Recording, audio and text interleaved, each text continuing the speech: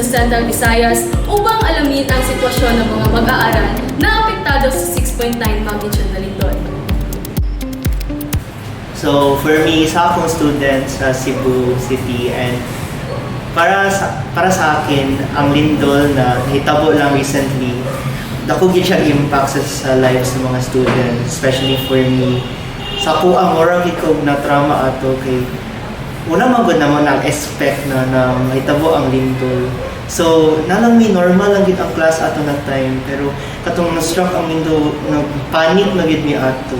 Isod kaayo to kay murag ang others man gud kay matrauma man gud sila tungod sa hitabo. Like, what if diri na may mamatay kanang mapapaka-overthink gud ka sa imong ginabati ato.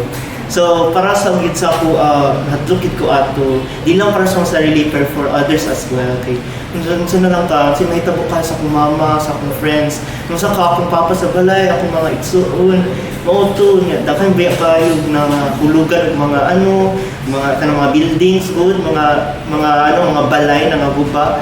No worry gid ko sa mga na affected karon.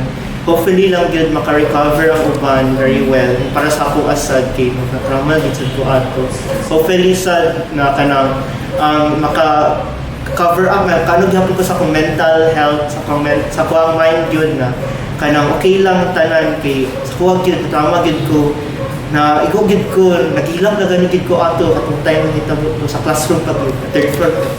Mao